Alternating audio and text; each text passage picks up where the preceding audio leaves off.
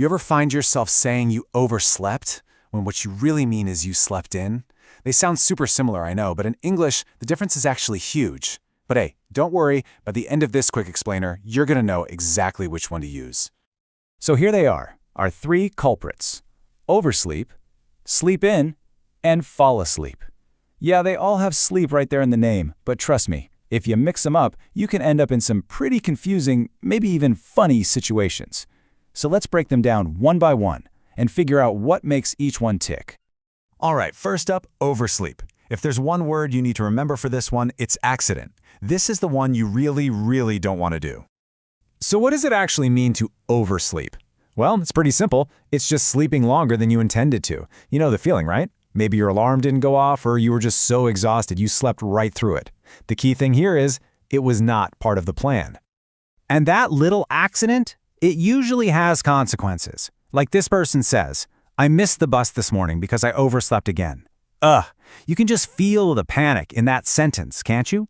It means you're late, you're rushing, you're probably in trouble. So, the bottom line for oversleep, it's an accident. It's unintentional. You didn't mean for it to happen, and now you're dealing with a negative result. It's a mistake, never a treat. Okay, now let's switch gears and talk about its much happier, way more relaxed cousin, sleeping in. This one is the total opposite because it is all about choice. To sleep in. This is when you make a conscious, and let's be honest, a wonderful decision to stay tucked in bed a little bit longer. Maybe you didn't set an alarm at all. It's a deliberate act. It's you deciding, nope, not getting up yet.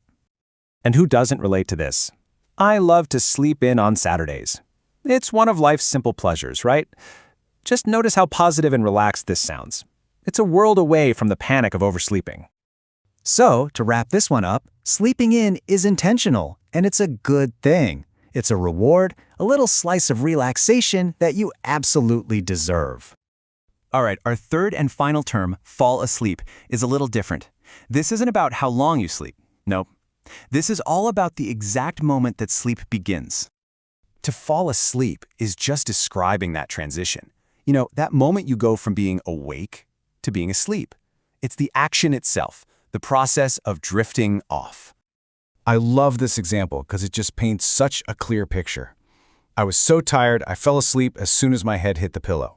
You can almost feel that moment of surrender, can't you? And of course, you can fall asleep anywhere, on the couch, on a bus, maybe even during a really boring movie. So here's the main difference.